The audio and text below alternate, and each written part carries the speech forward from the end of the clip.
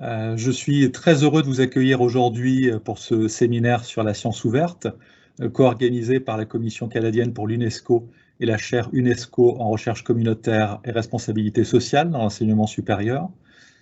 Cette séance va être l'occasion de discuter les recommandations d'un rapport intitulé « La science ouverte au-delà du libre accès, pour et avec les communautés, un pas vers la décolonisation du savoir ». Donc rapport co-rédigé par Florence Piron, Leslie Chan, Lorna Williams, Rajesh Tandon et Bud Hall. Ce rapport a pour but de nourrir les réflexions d'un texte plus large qui doit être adopté par la Conférence générale de l'UNESCO en novembre 2021, c'est-à-dire très prochainement. Pour discuter ce rapport, j'ai le plaisir de vous présenter les participants et animateurs suivants. Tout d'abord, Florence Piron, anthropologue et éthicienne, professeure titulaire au département d'information et de communication de l'Université de Laval, où elle enseigne la pensée critique à travers des discours sur l'éthique, la démocratie et le vivre ensemble. Elle est présidente fondatrice de l'association Sciences et Biens communs et de la boutique des sciences Accès Savoir de l'Université Laval. Elle est directrice des éditions Sciences et Biens communs qui publie en accès libre, notamment de nombreux livres d'auteurs africains. Elle s'intéresse aux liens entre la science, la société et la culture, à la fois comme chercheuse et comme militante pour une science plus ouverte, plus inclusive, socialement responsable et tournée vers le bien commun. Nous entendrons également Célia Gruson-Daniel, qui est chercheuse associée au COSTECH. Elle est docteure en sciences sociales, spécialisée dans les questions de libre accès et de sciences ouvertes. Ses recherches portent sur les effets du numérique sur les relations science-société. Elle est engagée dans plusieurs projets associatifs et entrepreneuriaux, en particulier chez Inno3, comme consultante en matière de données ouvertes, de logiciels ouverts et de sciences ouvertes, et comme cofondatrice de Hack Your PhD, désormais Hack Your Research. Baptiste Gaudry sera notre troisième intervenant. Il est professeur associé au département de sociologie de l'Université de Montréal et directeur scientifique intérimaire du Centre de recherche de Montréal sur les inégalités sociales, les discriminations et les pratiques alternatives de citoyenneté, le CREMIS.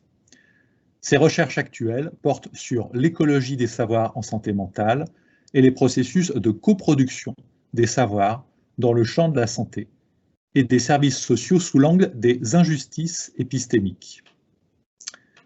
Pour ma part, je m'appelle François-Xavier de Vaujany, je suis professeur à Paris-Dauphine, chercheur au sein de DRM et président du réseau ouvert alternatif RGCS. Je m'intéresse au travail et de management, en particulier celles qui s'inscrivent dans un projet de société alternative. Je vais avoir le plaisir d'animer cette discussion. Cette séance d'1 heure va être structurée de la façon suivante. Florence Piron commencera par nous présenter les principaux éléments du rapport qu'elle a co-rédigé. Célia Gruson-Daniel et Baptiste Gaudry présenteront ensuite des éléments de discussion sur le rapport ainsi que leur retour d'expérience. Après échange avec le public, après échange avec vous et après échange à partir de vos nombreuses questions, je proposerai enfin quelques mots de conclusion. Florence, nous t'écoutons. Parfait, merci beaucoup. Alors, je m'excuse à l'avance pour ma voix un peu éraillée. Alors, est-ce que vous voyez bien mon écran, ma présentation? Oui. Ça va? Parfait. Donc, avant d'amorcer cette conversation autour de notre texte « La science ouverte au-delà du libre accès », quelques mots de remerciement. Tout d'abord à la Commission canadienne pour l'UNESCO qui nous a invités à faire ce document et qui nous accompagne dans cette série de webinaires. Ce webinaire-là, c'est France-Québec, si on veut, mais on en fait une dizaine en tout dans le monde arabe, en Afrique francophone, Afrique anglophone, Amérique latine, Asie-Pacifique, pour vraiment stimuler des conversations sur ces sujets-là dans toutes les régions du monde. Et je remercie aussi la chaire de Bud Hall qui a tout coordonné. Et puis finalement, je remercie le projet SOA qui est dans le fond un projet qui est né il y a 5 ans et qui a nourri toute ma réflexion et mon action pour faire d'une science ouverte, juste, équitable, inclusive pour l'Afrique francophone et pourquoi pas donner des idées au reste du monde. Donc voilà le groupe d'auteurs que nous sommes. Donc c'est déjà un effort pour décoloniser la collaboration, puisque nous sommes un petit groupe basé principalement au Canada, quand même assez diversifié. La première partie du document porte sur la Covid. Et qu'est-ce qu'on a voulu faire dans cette première section? C'est réfléchir en quoi la Covid a stimulé une recherche un peu différente et notamment plus ouverte, avec plus de formes d'ouverture. Alors évidemment, ce qui est ressorti principalement, c'est l'importance vitale du libre accès aux résultats de recherche sur le virus. Et plusieurs revues qui d'habitude ne font payer l'accès à leurs textes les ont mises en libre accès le temps de la pandémie. La pluralité de la collaboration en santé publique pour vraiment aider la prise de décision. On a vu l'émergence de savoirs dans des laboratoires citoyens à côté des laboratoires universitaires. Et on a vu certains savoirs qui sont venus d'Afrique, qui sont émergés, mais qui ont eu beaucoup de difficultés à se faire entendre. Mais c'était très intéressant, dans plusieurs pays, il y a eu vraiment un effort pour mobiliser les ressources locales.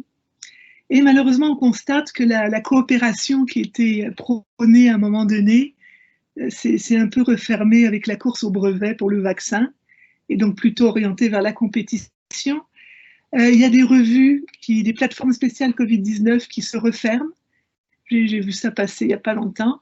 Et puis on remarque aussi l'absence des citoyens et des débats publics dans les prises de décision relatives à la Covid-19, qui en France, ça vous tombe dessus demain. Il ne s'agit pas de contester, mais d'avoir des prises de décision un peu plus inclusives. Et donc cette réflexion-là nous a amené vers le constat de 3 formes d'ouverture possibles, au-delà du libre accès. Donc je vais les explorer très rapidement.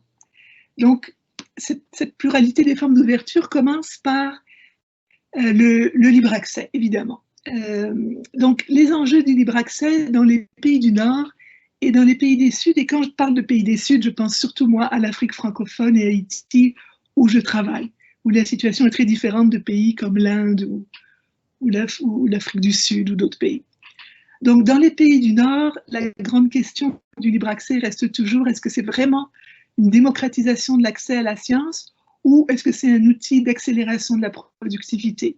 Ça peut aussi être vu comme un outil de préservation du patrimoine scientifique financé par des fonds publics. Mais cette ambiguïté est toujours présente. Il y a, même si le libre accès fait d'énormes progrès dans les politiques, notamment en France avec la loi sur la République numérique, il reste qu'il y a les militants du libre accès estiment qu'ils font face à un déraillement, c'est celui des frais demandés aux auteurs et autrices, les APCs en anglais. C'est comme si les auteurs à but lucratif les éditeurs à but lucratif des revues se disaient « Ok, on ne fait pas payer les lecteurs, mais alors on fait payer les auteurs. » Et c'est des prix complètement délirants, ça peut être 5 000 $, 10 000 $ pour publier un article. Et évidemment, ça crée une nouvelle barrière pour les pays du Sud. Et on constate aussi que le libre accès ne transforme pas, ça c'est quelque chose sur lequel on insiste dans notre texte, le libre accès ne transforme pas du tout le système inéquitable et exclusif qui fait prospérer les revues américaines, qui sont considérées comme les meilleures, les plus importantes, etc., incluant le mode d'évaluation des articles, le peer review, qui est une source d'inéquité, on y reviendra, la domination de la langue anglaise, et ce que j'appelle la standardisation épistémologique, où dans le fond, tous les articles, c'est comme si tous les articles devaient être écrits et ordonnés de la même façon. En Afrique francophone, les enjeux sont pas mal différents. Il y a d'abord une méconnaissance du libre accès, et même, je dirais, du web scientifique. Pour plusieurs professeurs, notamment, le web, c'est Facebook, et Facebook, c'est fait pour s'amuser. Alors que nous, dans le projet SOA, on utilise vraiment Facebook parce que c'est très accessible aux étudiants pour partager des textes scientifiques. Si le libre accès concerne seulement les savoirs du Nord, eh bien, ça va donner plus d'ampleur encore à l'hégémonie de cette science-là. Et bon, c'est ce qu'on considère que c'est un risque de néocolonialisme où les étudiants et les profs du Sud vont être encore plus appelés à utiliser des textes du Nord que des textes de leur propre pays. Et cette tentation de limitation des universités du Nord aussi crée des situations très étranges où moi j'ai vu par exemple une université au Cameroun faire une entente avec Elsevier, un de ces grands éditeurs à but lucratif, alors que dans les universités, parfois il n'y a pas de bibliothèque, il n'y a pas de web, pas de Wi-Fi, et qu'avec le même montant que pour Elsevier, on aurait pu améliorer tout ça. Et on termine en disant qu'il faut préférer la bibliodiversité, c'est-à-dire différentes façons de publier, des éditeurs indépendants, petits, des gros, mais vraiment, il faut garder cette diversité. La deuxième forme d'ouverture concerne l'ouverture à la société, donc aux communautés, aux mouvements sociaux, aux citoyens. Et donc, cette ouverture-là est complexe parce qu'elle, normalement, elle est rejetée du système normatif de la science hégémonique européenne, qui est basée sur l'exclusion de tout ce qui est social ou politique par peur d'ingérence. Mais en fait, la science est une institution sociale qui a un pouvoir énorme, notamment celui de valider ou d'exclure certains types de savoirs. Et donc, dans cette forme d'ouverture, il y a tout ce qui concerne les formes de recherche engagées au service du bien commun, qui rejettent la marchandisation du savoir ou l'obsession des profs pour la carrière.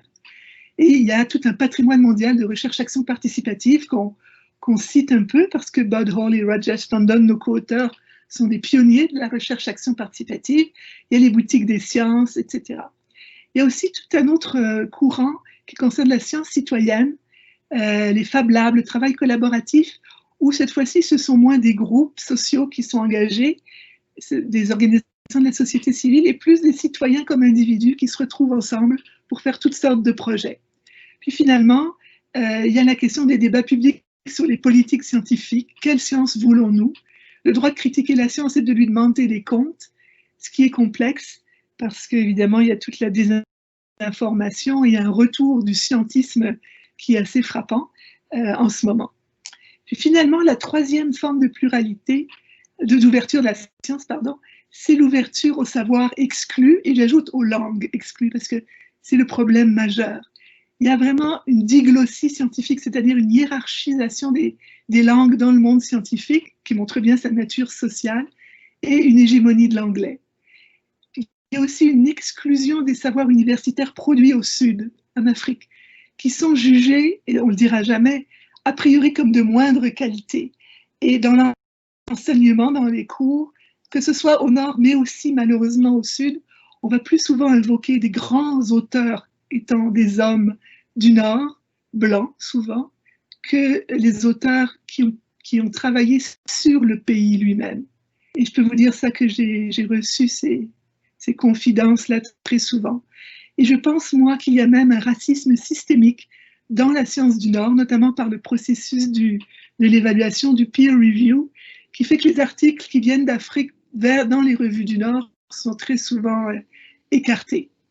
Et donc, il y a une dévalorisation des savoirs locaux, endogènes, partout. Et puis finalement, il y a l'exclusion des savoirs autochtones qui sont exprimés dans des épistémologies non occidentales. Et ça, c'est très malheureux.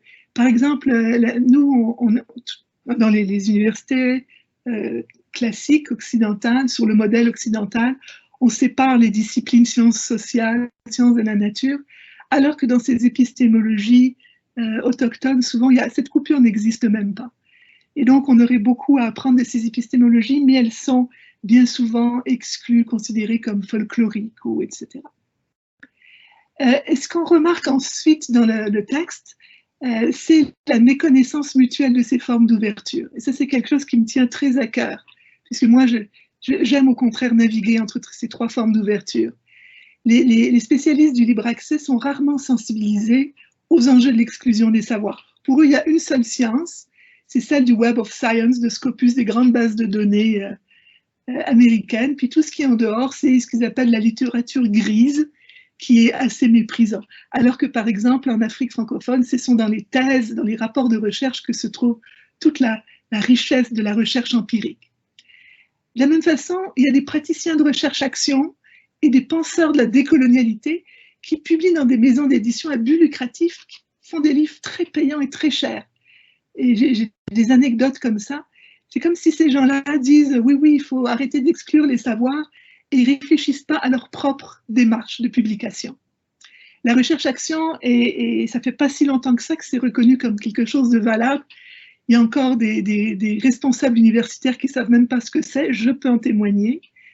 Et même dans les pays du Sud, alors qu'il y a des grands livres comme, en tout cas le travail de Jean-Marc Ella au Cameroun, qui montre que la recherche-action est fondamentale pour le développement. Et les méthodologies autochtones, donc issues de ces épistémologies dont je vous parlais, ne sont hélas pas enseignées dans les cours de méthodologie, alors qu'elles sont vraiment très intéressantes. Donc que faire? Une vision qui combine ces trois formes d'ouverture, c'est la justice cognitive, notre texte termine là-dessus. Donc c'est un idéal qui vise à la création et la libre circulation, donc libre accès, de savoirs socialement pertinents, donc en phase, en lien avec les enjeux sociaux, et qui pratique un universalisme inclusif, ouvert à tous les savoirs et toutes les épistémologies. Donc c'est une approche qui appelle au dialogue des savoirs, à l'écologie des savoirs, au pluriversalisme, et qui aussi peut respecter le désir de maintenir secret certains savoirs, autochtones par exemple. Et le libre accès, évidemment, peut être utilisé pour faire connaître et diffuser les savoirs exclus, les savoirs des Suds, pour encourager les profs à les utiliser dans l'enseignement, pour sauvegarder ce patrimoine-là aussi.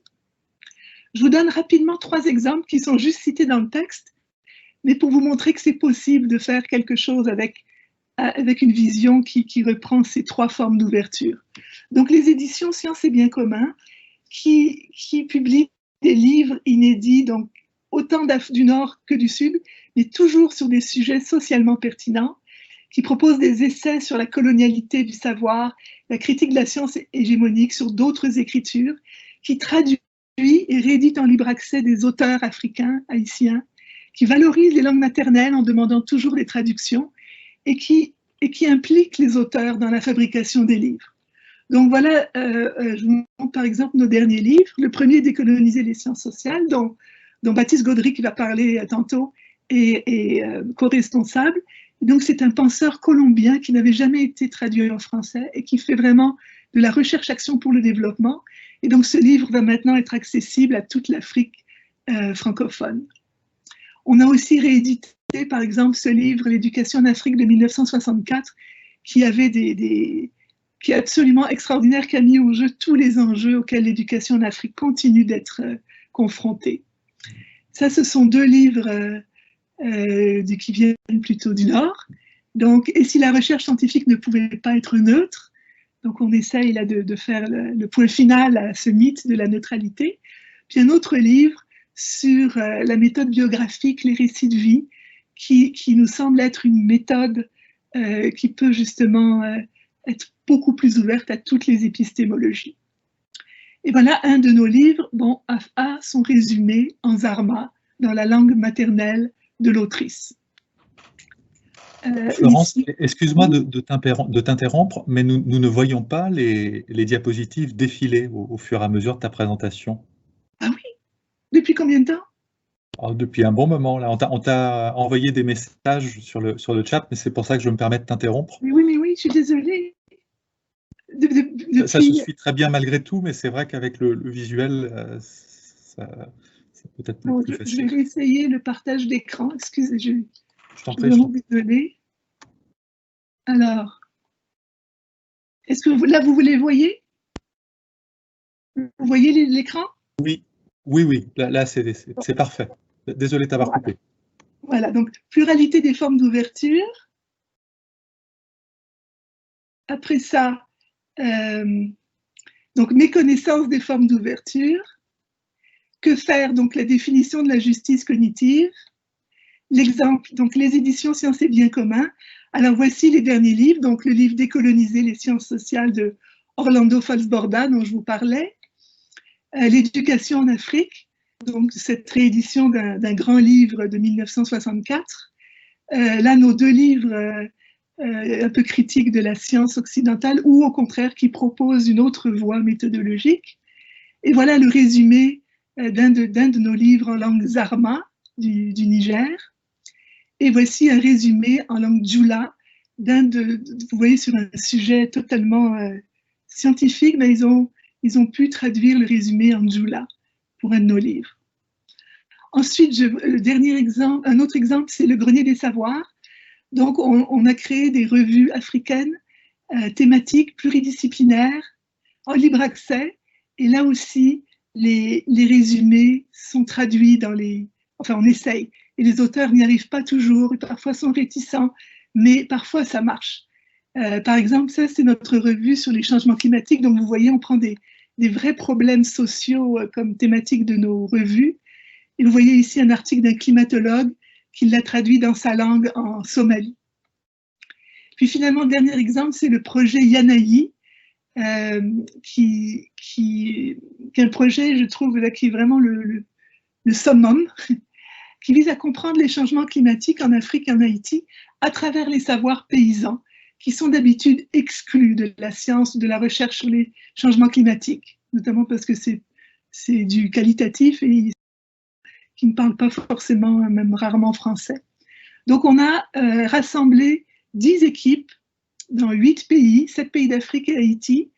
Chacune a mobilisé, donc des boutiques des sciences, chacune a mobilisé 100 étudiants qui ont collecté 450 récits, donc on utilise la méthode du récit, des récits de changement climatique en utilisant une application de sciences citoyennes, Citizen Science, donc hyper techno, très peu gourmande en web, donc parfaitement adapté à la situation des milieux ruraux d'Afrique. Et on a utilisé 55 langues, donc ce qui fait une base de données très riche à la fois sur les changements climatiques et en linguistique. Et tous ces récits sont disponibles dans une base de données ouverte sous licence Creative Commons, ce qui permet de réutiliser les récits pour faire de la recherche ou pour faire des outils de sensibilisation. Comme nous, on va en tirer un dictionnaire panafricain des changements climatiques plurilingue. Donc le document ensuite se termine par quelques recommandations pour une science ouverte décolonisée, soutenir donc la co-construction des savoirs avec les communautés, par exemple comme on l'a fait dans le projet Yanaï, mieux financer le partage des connaissances entre Nord et Sud, diversifier la composition des comités de rédaction des revues pour éviter l'exclusion, etc. Donc c'est des propositions, on espère qu'ils vont faire leur chemin là jusqu'à l'UNESCO. Le calendrier, bon, François-Xavier l'avait déjà évoqué. Là, c'est notre série de webinaires. En mars 2020, le comité exécutif de l'UNESCO mars 21, pardon, va se pencher sur toutes les informations qu'ils ont reçues qui ont été reçues par la consultation, et en novembre 21, l'adoption. Qu'est-ce que chacun de nous peut faire? Partager tous ces questionnements avec nos communautés, que ce soit des groupes de la société civile, des collègues, des étudiants. Demander aux commissions nationales de l'UNESCO de soutenir ces questions-là. Par exemple, il y a d'autres webinaires dans notre série qui ont été très soutenus par les commissions de l'UNESCO régionales. Et donc, ça fait directement son chemin là, à un niveau très intéressant. Et organiser d'autres discussions comme ce webinaire dans nos universités. Et je vous remercie. Et je suis désolée de ne pas avoir réalisé que vous ne voyez plus ma présentation. Je t'en prie, c'est très bien aussi de se concentrer sur une parole, de laisser toute sa place à une parole. Donc on est très heureux maintenant d'écouter Baptiste Gaudry, donc à la fois pour un retour sur le rapport et puis aussi un retour d'expérience sur ces pratiques. Merci François-Xavier. Si jamais vous avez du mal à m'entendre, je couperai la caméra. Alors, C'est ça, en fait, moi, la vision de la science ouverte avancée dans la recommandation rejoint en fait étroitement plusieurs enjeux au cœur du programme de recherche que je mène sur la manière dont nos méthodes et nos épistémologies contribuent en sciences sociales à exclure certains savoirs ou à les inclure sur nos propres référents épistémologiques, et aussi sur les brèches pour produire des savoirs dans des relations plus justes et égalitaires avec des communautés historiquement marginalisées. Et puis, je voulais vous partager un peu comment ce rapprochement avec ces enjeux s'est fait dans ma vie grâce à une série de moments tournants, de moments marquants dans ma trajectoire de chercheur. Alors, tout d'abord, mon ancrage de longue date dans un centre de recherche sur les inégalités sociales en milieu de pratique, dans le réseau de la santé et des services sociaux au Québec, où j'ai contribué à des projets de recherche participative en dialogue avec des groupes communautaires et des équipes du réseau de la santé et des services sociaux. Et je me rends compte que le terme recherche participative fait encore peur. Il y a beaucoup l'idée que ça dénaturerait la science de faire intervenir des non-scientifiques dans le processus de recherche, de partager avec eux les différentes étapes de la recherche. Mais pour moi, bien loin de dénaturer la science, les recherches participatives avec des non-scientifiques contribuent à cette science pluraliste dont parle Florence, dont le caractère scientifique est même renforcé en raison du lien plus fort entre la fiabilité des connaissances qu'on produit et la mise à l'épreuve des contenus. Parce que si on veut qu'il y ait une fiabilité des connaissances lorsqu'elles sont mises à l'épreuve, il faut bien qu'interviennent des personnes qui sont touchées ou concernées par ces savoirs. Et je me reconnais bien dans l'expression de la philosophe Isabelle Stengers qui parle de science pluraliste comme un exercice de démantèlement des habitudes des professionnels de la recherche, et non comme un rejet des modes d'abstraction ou des positionnements critiques en sciences. Cette expérience professionnelle m'a conduite à élaborer une critique à l'égard de certaines façons de produire de la science qui repose sur un extractivisme des voix et des savoirs des communautés, ou sur une pratique de la recherche aussi qu'on peut nommer hélicoptère, où les chercheurs viennent faire des entrevues, des observations, ils passent des questionnaires, puis ils disparaissent par la suite tout en bénéficiant d'avantages matériels et symboliques importants pour leur carrière. C'est eux qui vont être invités à l'autre bout du monde, qui vont avoir une crédibilité scientifique et qui vont publier dans des revues qui sont bien souvent non accessibles, qui ne sont pas accessibles aux non-universitaires. Un autre moment significatif, Florence en a parlé, c'est la lecture des textes d'Orlando Falsborda à l'occasion d'un projet de traduction de ses œuvres. C'est un des pères de la recherche-action participative. Un volet moins connu de ses recherches, c'est de produire une science sociale colombienne qui était émancipée des cadres théoriques européens et nord-américains qu'il avait appris durant ses études aux États-Unis et qui soit proprement adapté aux réalités historiques et culturelles non occidentales, donc d'une société qui est colombienne rurale, tropicale, qui a connu la colonisation. Alors, son œuvre vraiment décrit cette émancipation de ces cadres théoriques et ça m'a beaucoup marqué. La lecture d'autres textes d'intellectuels des Suds et des communautés autochtones à l'occasion de la direction d'un numéro spécial sur les injustices épistémiques dans sociologie et société, et qui a entraîné notamment un questionnement sur ma formation dans des universités du Nord, notamment pourquoi je ne connais pas ou si peu les sociologues et de manière générale les intellectuels de Russie, du Venezuela, du Congo, d'Afrique du Sud, de Corée, de Chine ou encore d'Inde. Et c'est qu'ils sont complètement effacés, pas enseignés des cursus universitaires, en tout cas dans les universités du Nord dans lesquelles j'ai fait mes études. Et je me suis rendu compte que dans beaucoup de cas, les textes qui parlent de théorie sociale, sans préciser occidentale, reposaient sur une exclusion importante des auteurs des Suds de ce dialogue dans la théorie sociale. Et pour reprendre un exemple en lien avec Falsborda, lui décrit la posture, par exemple, de chercheurs senti-pensants qui vise vraiment à ne pas opposer, comme c'est le cas dans le positivisme, toute la partie corporelle, les convictions, les sensations, les émotions et le raisonnement, la partie rationnelle des chercheurs.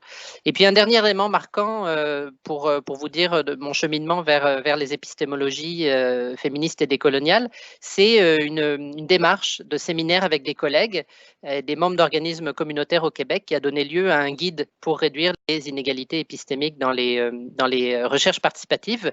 Et en fait, le fait de discuter donc au fil de ces différents séminaires de recherche participative et de moments où les personnes avaient senti que finalement les recherches participatives ne semblaient pas contribuer à plus de justice cognitive, du fait par exemple que les universitaires finissaient par parler au nom d'eux et non avec les personnes.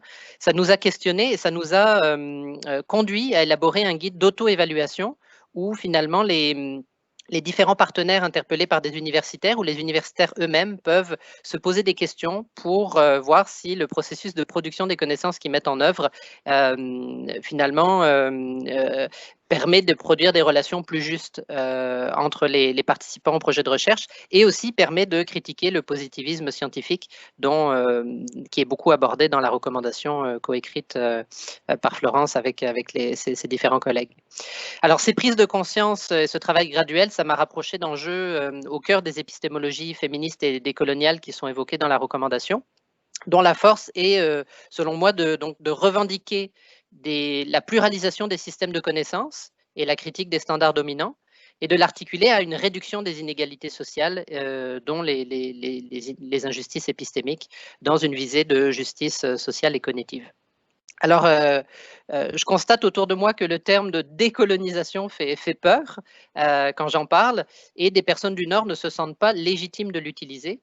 Or, la décolonisation des savoirs, des sciences dont il est question ne concerne bien évidemment pas que les membres des communautés autochtones, les populations qui ont été colonisées au Sud, mais elle engage les personnes du Nord global et les élites aussi dans le Sud. Comme ces réflexions sont produites depuis des perspectives qui sont minorisées ou qui sont subalternes, parfois à l'extérieur même du régime discursif occidental, elles questionnent des choses que moi j'ai du mal à voir, mes points aveugles en quelque sorte, comme homme blanc qui est formé dans des universités du Nord, avec une éducation scientifique assez positiviste et aussi qui est habité par une conception du sujet comme un individu rationnel, producteur de savoir. Alors pour moi, c'est vraiment un terme qui nous concerne toutes et tous. Donc, ce n'est pas une question de ça les regarde eux dans les Suds. Non, nous, ça nous regarde, nous, peu importe où on est sur la planète. Pour le dire autrement, en fait, la décolonisation scientifique, c'est un examen de ce que la science moderne et occidentale, centrée sur l'Europe et en Amérique du Nord, un peu dans ma compréhension, a fait et fait toujours à certains groupes et régions du monde. Et bien sûr, qui, dans un entremêlement avec d'autres systèmes d'oppression comme le capitalisme et le patriarcat, est à l'origine de certains dysfonctionnements de nos sociétés contemporaines. Alors, je termine sur quelques pistes de réflexion pour aller plus loin dans la justice cognitive. La question de la décolonisation des cursus universitaires et des plans de cours pour internationaliser les réseaux et les références scientifiques et créer de nouveaux dialogues. J'en parlais quand je disais, mais quand je regarde, moi, l'éducation que j'ai reçue, il y avait très peu de place à des œuvres qui n'étaient pas d'intellectuels européens ou d'Amérique du Nord. Alors ça, je pense que ça nous interpelle comme enseignants, enseignantes ou comme étudiants, étudiantes de demander ces références, de se faire, de se fixer pour objectif de diversifier les sources qu'on utilise. Quel dialogue avec les communautés locales? Alors pour moi, ça c'est important puisque étant dans un centre de recherche en milieu de pratique, donc avec ce mandat de dialoguer avec la communauté, pour moi c'est ce que j'entends par local, c'est ce qui est à proximité des universités ou des centres de recherche, donc les mouvements sociaux, les associations dont parlait Florence, et dans quels espaces, quels colloques, avec quels fonds. Alors au Québec, de plus en plus, c'est des fondations privées qui souhaitent occuper cet espace université-communauté. Et donc, forcément, ça va orienter la manière dont les connaissances vont être produites, les finalités qu'on va donner à ces espaces-là. Donc, pour moi, ça interroge vraiment nos pratiques de recherche aussi à toutes et à tous.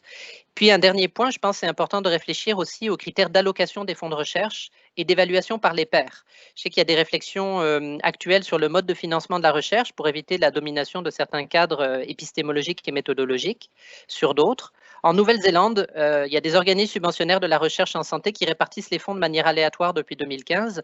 Alors évidemment, ça soulève des problèmes de toutes sortes parce que toutes les approches épistémologiques et théoriques ne sont pas représentées également dans les concours. Et comme il y a souvent une prédominance en santé des approches positivistes, le hasard ne permet pas une répartition équitable des fonds. Donc à mon avis, ce n'est pas une bonne façon de répartir les fonds pour produire des façons différentes de penser la santé ou promouvoir des façons différentes de penser la santé. Mais ces critiques pointent vers l'idée d'un processus d'évaluation qui soit décentralisé et qui permettrait de penser les projets en lien avec leur ancrage local. Et il soulève l'idée aussi d'ouvrir l'évaluation des projets à des non-scientifiques en plus de l'évaluation par les pairs. Alors, je termine pour de bon cette fois-ci sur une crainte que j'entends souvent quand on aborde le thème des sciences pluriverselles qui sont au cœur de la recommandation, cette idée de pluriversel. Je pense avec la philosophe féministe Sandra Harding que ce qu'il faut craindre et renvoyer à dos, c'est l'absolutisme épistémologique. Donc, c'est l'idée qu'il n'y a qu'un seul standard qui soit valide scientifiquement. Puis c'est de l'autre bord le relativisme épistémologique qui dit qu'il n'y a aucun standard. Donc une science pluriverselle, elle est importante pour moi parce qu'elle n'évacue pas la question des raisons qui peuvent nous amener à justifier ou à débattre sur le plan rationnel de nos actions individuelles et collectives dans un ensemble de domaines, qu'on soit dans le domaine médical, environnemental, des politiques sociales. Elle défend l'importance de la généralisation. Ça aussi, c'est important pour moi. Il y a des mots d'une philosophe, d'une sociologue australienne qui s'appelle Rewin Connell, qui dit que la théorie, c'est la manière dont on parle au-delà du cas singulier. Donc ça, je pense que c'est aussi compris dans l'idéal de science pluriverselle. Mais la science pluriverselle, elle souligne que les transformations qui sont appelées par les crises qu'on connaît, les crises politiques, économiques, climatiques, elles doivent provenir d'une multitude de lieux, dont les Suds, permettant de questionner des évidences que l'on peut avoir quand on baigne dans nos régimes de savoir occidentaux et de groupes, notamment les plus exclus. Et cette pluralité, elle est également importante pour moi parce qu'on ne peut pas savoir aujourd'hui de quel savoir on aura besoin demain pour résoudre les problèmes qui s'en viennent. Et donc, dernier point, la science pluriverselle est importante parce qu'elle permet d'identifier plus facilement nos absences en croisant un peu nos ignorances, ce qu'on ne connaît pas et ce qu'on n'envisage même pas, comme le dit Boaventura de Sousa Santos, c'est-à-dire ce qu'on ne peut même pas penser, des alternatives qu'on ne peut même pas penser étant donné le régime de savoir dans lequel on baigne. Donc, voilà pour moi. Merci beaucoup, Baptiste. Alors, je crois que Célia nous a rejoint. Oui, je suis là. Je ne sais pas si vous m'entendez. Célia, on va être très heureux de t'écouter. Juste un petit rappel aux participantes et participants. N'hésitez pas à écrire dans le chat de Teams des commentaires, des questions, des critiques, tout ce que vous voulez. Voilà, je les lirai quand on arrivera dans quelques minutes sur la partie de discussion publique. Parfait. Est-ce que vous m'entendez bien? Allô? Est-ce que vous m'entendez? Oui, très bien. Oui. On t'entend très bien. Est-ce qu'il y a un moyen de partager quelques slides ou pas? Juste, sinon c'est pas grave, hein, je fais sans. Oui, tu utilises le petit rectangle avec la flèche là à côté du micro, puis tu peux partager. Ah oui, ça y est, c'est bien. Ouvrir le bac de partage, je vais faire comme ça. Écran numéro 1.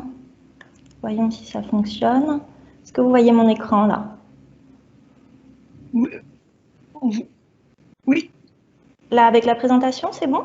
Oui, on le voit.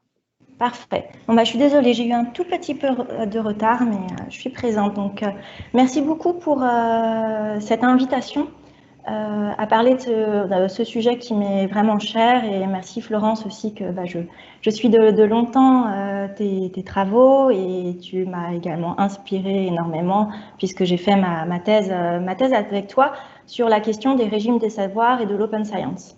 Donc le but de ma présentation, c'est vraiment de revenir sur cet article et aussi suite à la lecture aussi du rapport préliminaire des recommandations de l'UNESCO, avec le prisme à la fois de mes recherches en STS, donc en études des sciences et technologies, mais également une posture de praticienne chercheuse qui m'est chère. Moi maintenant je travaille dans une entreprise qui fait de la recherche-action sur les thématiques d'open source, d'open data et de commun.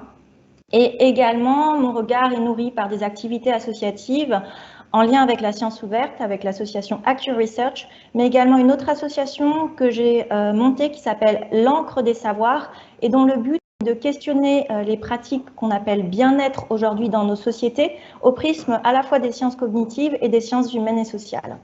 Donc le but, là, moi, vraiment, c'est de mettre en résonance le texte que tu as écrit collectivement avec des cas d'études, des partages d'expériences et des situations vécues aussi en France. Donc le fil directeur de ma présentation, c'est cette notion de régime des savoirs.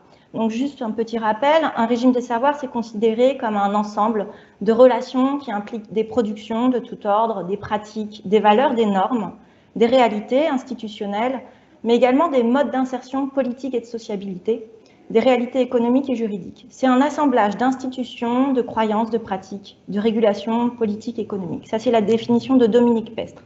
Donc, le cheminement pour cette présentation, c'est en 4 points. À la fois revenir sur le début du rapport de l'UNESCO, mais aussi de votre texte. C'est sur Covid-19 et Open, qui pour moi est un état de sidération du régime des savoirs actuels dominants, avec de multitudes alternatives qui ont pu se montrer. Et ensuite, je reviendrai sur un état des lieux de la science ouverte aujourd'hui, avec son cadre économique et structurel. Puis, en me nourrissant du texte et de ce que vous avez apporté autour de 3 ouvertures, les capacités de transformation de ce régime des savoirs, mais également des écueils à éviter. Puis, enfin, une proposition de posture de recherche et d'enquête, l'open comme état d'esprit. Donc, je passe très vite, hein, je sais que j'ai que 10 minutes, mais je mettrai mes slides en ligne. Donc, je reprends une citation que j'ai bien aimée d'un responsable de données cliniques que j'ai eu en entretien, qui dit que pendant le Covid, donc lui, il gérait des recherches cliniques, que toutes les structures étaient complètement sidérées. Et j'ai bien aimé cette idée d'état de sidération du régime de savoir actuel, qui finalement ne savait plus quoi faire, n'était plus adapté aux enjeux sanitaires, aussi économiques, de solidarité nécessaires face à cette crise-là. Et ce qu'on a montré, c'est un ensemble d'alternatives qui existaient, qui se sont mises en œuvre autour de mouvements d'open science, mais aussi de mouvements des communs, autour de makers, etc. Donc cette effervescence était présente et nous on a écrit là-dessus autour d'un texte qui s'appelle « Open pour du libre et de l'open en conscience ». Donc vraiment, ces initiatives ont montré que l'ouverture était possible et remplissait aussi des fonctions nécessaires par rapport aux enjeux de nos sociétés actuellement. Mais, et je rejoins tout à fait le bilan aujourd'hui de l'article, ou ce qui était marqué dans votre article, Florence, c'est tout ce qui est du rôle de la science dans le débat public, une nouvelle forme d'ouverture, mais on ne sait pas si ça va continuer dans la suite. Et c'est vrai que là, on voit quelle soutenabilité, par exemple, de communautés de makers ou autour de tiers-lieux actuellement, qui sont aussi rattrapées, par exemple, par des normes, normes autour de visières, de masques à mettre en place. On a aussi une méfiance envers la science et cette gestion technocratique et une circulation des savoirs scientifiques, une médiatisation qui est aussi associée à des fake news. Ce que ça nous montre aujourd'hui, cette crise, c'est, voilà, il y a besoin de recomposer le régime des savoirs actuels et qu'il y a des mouvements sociaux, politiques, philosophiques qui sont déjà présents comme alternatives, aussi bien dans les pays du Nord que dans les pays du Sud. Mais voilà, de quelle ouverture parle-t-on ? Et pour moi, le texte que vous avez écrit, il appelle vraiment à questionner ce régime des savoirs par une réflexion sur l'ouverture aux travaux scientifiques, au savoir exclu et à la société. Pour moi, c'est déjà dans ce texte reconnaître le libre accès comme premier jalon d'une science ouverte, mais également aller plus loin, comprendre que le libre accès, sans remise en cause de ce régime de savoir, va ne pas pouvoir mener à grand-chose. Je vois qu'il y a un petit bug dans ma présentation, mais ce que je voulais dire après, c'est que on est dans un cadre actuellement de la science ouverte assez institutionnelle qui ne change pas au mode économique traditionnel. Pour comprendre, par exemple, la science ouverte actuellement institutionnelle dominante qu'on a, par exemple, dans le Nord, c'est surtout un rééquilibrage de problématiques entre le privé et le public. Mais il n'y a pas vraiment de pensée d'alternative de comment faire autrement et d'être dans d'autres économies. Donc c'est pour ça que pour aller plus loin, c'est toutes les idées de processus, de gouvernance, de dire comment est-ce qu'on gouverne maintenant l'ouverture de ces savoirs, comment est-ce qu'on pense avec des approches en commun, avec peut-être une notion de décolonisation aussi de ces approches, et comment est-ce qu'on aborde aussi des notions qui sont celles d'économie sociale et solidaire et de diversité. Ensuite, l'idée, c'est de revenir sur d'autres visions, l'ouverture à d'autres visions du monde et systèmes philosophiques qui participent à l'élaboration de ce que l'on nomme science ouverte aujourd'hui et éviter quelques écueils. Moi, j'aimerais vous partager quelque chose qui est marquant pour moi aujourd'hui et que j'ai beaucoup aimé dans le texte. C'est l'exemple du livre Jewel of Reflection on the Truth about Epistemology que vous avez cité, un livre du XIIe siècle qui est une œuvre philosophique du corpus indien et sanskrit, et qui vous notez que c'est un exemple des savoirs qui ont été exclus des conceptions contemporaines de la science. Et je suis parfaitement cet avis-là, parce que moi qui me nourris beaucoup des philosophies ashtika, des philosophies indiennes, des philosophies aussi bouddhistes, pour penser des concepts autour de la nature de l'esprit, en sciences cognitives, mais également penser nos sociétés. Quand on aborde ces questions-là, on peut être vu comme une uluberlu. Donc, ces savoirs vraiment sont complètement délégitimés, alors que si on cite Platon, Socrate, Marx, cela ne fait pas l'effet. Et ça, je le ressens vraiment en tant que chercheuse actuellement. Ensuite, j'aimerais juste revenir sur quelques écueils que j'ai pu penser en lisant ce texte-là. et je rejoins là-dessus Baptiste aussi avec cette notion d'extractivisme. Parce que soit on rejette des savoirs autochtones qui nous paraissent, on appelle avec ce mot péjoratif de folklore par exemple, soit on les intègre, mais dans une vision plus de pillage de savoirs autochtones ou d'extractivisme. Et là, je vous donnerai un exemple qui me parle beaucoup, qui est celui de la transe chamanique. Par exemple, on parle toujours de pillage de pharmacopée, mais on pille aussi où il y a un extractivisme de techniques, par exemple de techniques de transe ou de savoirs chamaniques, qui vont être repris. Ils vont être asséchés, on abstrait seulement la technique, on enlève tout son cadre culturel pour le protocoliser, pour le rendre vérifiable dans une culture qui se croit complètement rationnelle et qui pense que seule la technique suffirait et qui enlève finalement toutes les autres fonctions culturelles qui sont liées avec ces techniques et qui peuvent être assez dangereuses d'avoir cette abstraction. Donc c'est important dans cette écologie des savoirs de comprendre le tissu social, relationnel qui articule ces techniques et les façonne.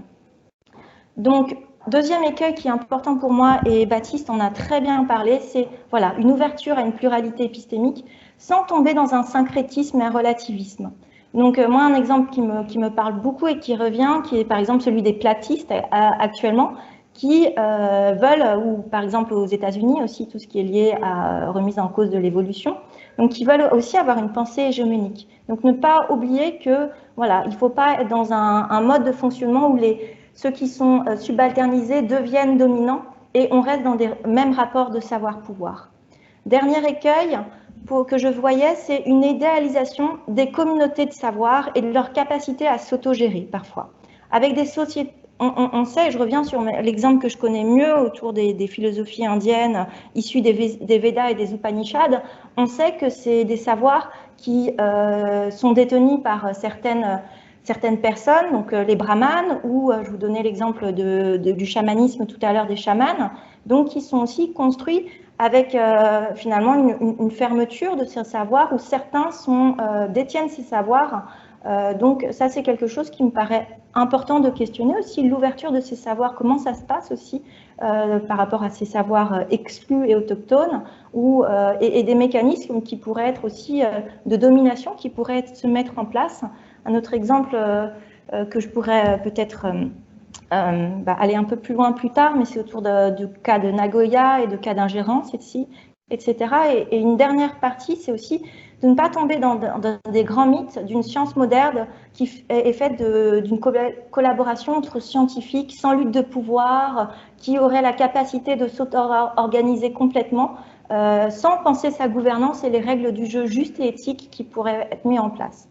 Et je finis autour de quelques points sur comment faire, avec cette idée qui me tient vraiment à cœur, qui est sur l'ouverture comme posture de recherche et d'enquête à la fois individuelle et collective. Donc, l'importance de réfléchir aux modalités d'organisation des communautés, à leurs principes. Je trouve que le texte de l'UNESCO, en tout cas dans ce rapport préliminaire, j'ai pris juste quelques notions qui sont rappelées, l'intérêt collectif, l'équité, la justice, la notion aussi de scepticisme épistémologique qui est rappelée, la qualité, l'intégrité, et je rejoins tout à fait Baptiste sur la notion de diversité, de pluriversalité, qui est nécessaire de débat, et c'est ça qui anime les communautés aussi, je pense, de savoir, c'est la capacité de débattre ensemble. Puis ensuite, pour moi, ce qui me paraît important pour tous, c'est de savoir naviguer entre les notions de savoir, de croyance, de connaissance et leurs liens et enchevêtrements. Et pour moi, c'est un travail à la fois réflexif, de décolonialiser aussi nos propres esprits, de se rendre compte de ces biais, de ces façons de penser, de choses que l'on pense être certains sont finalement des croyances qui sont ancrées. La première croyance pour moi, c'est croire que la science est stable et unifiée, telle qu'on la connaît aujourd'hui dans le Nord. Donc voilà, j'aime bien dire, c'est sortir de l'homo rationalis pour reconnaître l'homo credens, ouvrir ces états d'esprit, reconnaître aussi tout ce qui est de l'ordre de l'affect, des émotions, des peurs qui traversent les communautés de savoir dans la façon dont il y a des enjeux des égos, des enjeux de compétitivité dans les modalités de production des savoirs aujourd'hui. Donc voilà, c'est mettre en place des appareils réflexifs, prendre conscience de la nature et situer de nos savoirs, travailler de façon collective, savoir que nous sommes habités par des imaginaires, des pensées aussi subalternisées à l'intérieur de chacun de nous. Et finalement, vous parlez de monoculture de l'esprit à l'échelle collective. Je pense qu'on a aussi parfois une monoculture de nos propres esprits. Et je finirai juste par une citation d'un chercheur de l'Université de La Réunion, on parlait de tout ça, des savoirs autochtones, qui disait que la science, elle est humaine avant tout. On l'enseigne comme quelque chose qui est un produit de Descartes, surtout en France, uniquement de la raison éthérée, alors qu'elle est fondamentalement humaine. Et c'est aussi très français, comme disent mes collègues américains, ils citaient ça, qu'on est très cartésien, dans le sens où on imagine que notre science, elle est régie par la raison. À partir de là, elle se contrôle elle-même, elle se contrôlerait elle-même. Non, il faut être modeste, elle est d'abord humaine. Donc voilà, c'est une science où on réfléchit à son humanité avant tout. Voilà, merci, j'espère que ça a été clair, que le son était bon. Et désolée si le rythme a été très rapide. Merci beaucoup Célia. Le son était parfait, le rythme était parfait également. Alors pour lancer cette discussion, j'aurais quelques questions à poser à Célia et à Baptiste par rapport à la réaction qu'ils viennent de leur proposer. Ma première question sera très simple finalement. Est-ce que vous auriez l'un et l'autre des exemples de projets passés, présents, voire futurs, qui permettraient d'incarner le propos, des exemples liés à tes activités associatives, Célia, ou des exemples et des projets liés au Crémis, Baptiste, voilà, qui permettraient d'incarner le propos. J'ai trouvé très clair l'exemple de Florence tout à l'heure sur les résumés liés aux revues. Je trouve que c'est un projet absolument passionnant et qui incarne très fortement le propos et la portée du propos. Voilà, est-ce que vous auriez des projets à nous décrire? Célia, veux-tu commencer?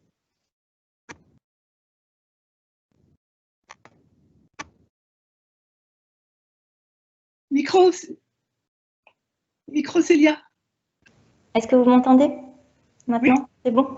Donc, ce que je disais, oui, c'est, je pense, d'un point de vue associatif, c'est la partie qui, depuis longtemps, me taraude et m'a amené à faire une thèse aussi sur la science ouverte, sur ce questionnement collectif nécessaire dans des espaces bienveillants, avec différents profils qui sont à la fois des profils de chercheurs, mais aussi de personnes qui ne sont pas forcément en recherche ou qui ne sont plus en recherche académique aussi, et ça on en a plein, que chacun a sa place pour partager sa vision des choses, son vécu.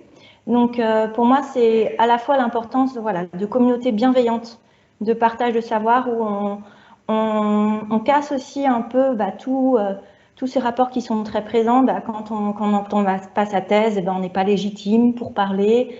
Ça qui est souvent présent, mais aussi c'est présent, c'est incarné à l'intérieur de nous-mêmes, c'est-à-dire que je suis pas chercheur, donc je suis pas légitime pour expliquer ou poser des questions.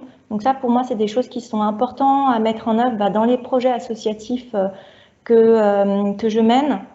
Donc c'est un exemple et c'est toujours l'idée de, aussi bien avec Hack Your PhD qu'avec l'encre des savoirs, d'associer différents profils de différentes disciplines, de différents métiers, de la médiation scientifique, des chercheurs, mais aussi des non-chercheurs, des entrepreneurs, associer aussi des personnes de différentes générations, qui me paraît très important. Nous, dans l'encre des savoirs, et on a des personnes de 30 ans et on a des personnes de 60, 70 ans.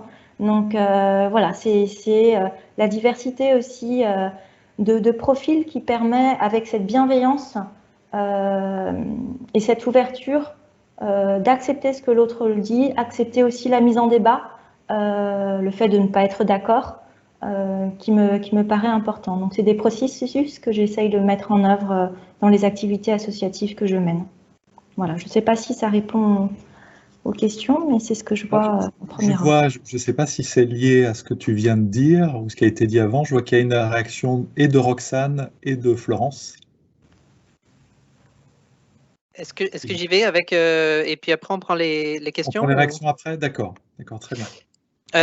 Pour ma part, dans les suites de ma thèse, en fait, j'ai beaucoup travaillé sur la question des savoirs expérientiels en santé mentale, qui sont des savoirs en fait que des personnes ayant des problèmes de santé mentale développent pour gérer leur propre santé, parfois en dialogue avec d'autres personnes au sein de groupes de pairs, dans des associations ou en dialogue avec des professionnels de la santé. Et c'est des savoirs qui sont non formalisés, qui sont élaborés donc dans une expérimentation au jour le jour, parfois collectivement aussi, dans l'échange, et pas ou peu reconnus alors qu'ils sont efficaces, qui contribuent aussi à l'estime de soi. Je peux prendre ma propre santé en main, je n'ai pas besoin de dépendre de quelqu'un d'autre, c'est porteur d'estime, et ils sont éminemment personnalisés, ajustés aux besoins. Et j'ai travaillé avec des personnes à formaliser ces savoirs sur l'auto-soin, mais ce faisant aussi, j'ai contribué à permettre en tout cas, une certaine extraction de ces savoirs. Et aussi, je me suis rendu compte que des institutions pouvaient aussi dire, mais effectivement, c'est des savoirs qu'il faut intégrer dans les institutions de santé et services sociaux, alors que souvent, ils sont élaborés dans des perspectives d'émancipation de ces mêmes institutions, d'auto-soins, mais ils peuvent être aussi récupérés par ces institutions. Alors, je me rendais compte que mon travail avait une profonde ambiguïté, une profonde ambivalence, parce qu'à la fois, il visait à les expliciter, mais en même temps, il donnait aussi une prise à des acteurs qui n'avaient pas les mêmes valeurs et les mêmes finalités pour se ressaisir et accroître l'effectivité des institutions, l'emprise des institutions sur la vie des personnes. Alors, dans un projet que j'ai déposé là récemment avec des collègues au Québec et en Belgique, sur le rôle des savoirs expérientiels dans la lutte contre la pauvreté, on va essayer vraiment de réfléchir à cette question de la propriété des savoirs expérientiels par les communautés et vraiment de travailler dans une perspective non extractiviste de ces savoirs, parce qu'on est bien intentionné, mais finalement on peut parfois avoir des effets contraires de par nos travaux, nos publications. Donc de pousser la réflexion sur cette question de la propriété collective de ces savoirs, jusqu'à quel point ils sont formalisés, dans quels espaces, qui en est propriétaire. Donc toutes ces questions-là sont de ce projet de recherche, et je le dis très modestement parce que c'est ça, on peut avoir aussi, ce qui est intéressant, c'est qu'on peut avoir des ambitions ou certaines finalités, mais dans les faits, on peut se rendre compte que la mise à l'épreuve fait qu'il y a beaucoup plus d'ambiguïté que ce qu'on pensait initialement.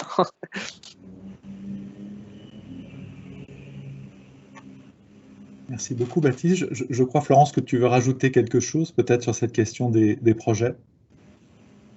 Non, moi, j'avais une autre question à poser à Baptiste et Roxane avait levé la main avant moi, c'est elle qui a... Alors, je crois que c'était un accident, si j'en juge parce que je vois dans le chat, où Roxane a marqué « Désolé, j'ai accroché le bouton par mégarde ».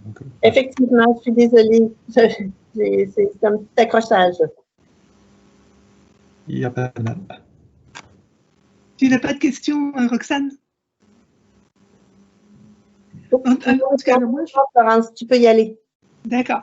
Moi, je voulais revenir sur... j'ai été intéressée et surprise un peu de voir que Baptiste et Célia, donc deux jeunes chercheurs,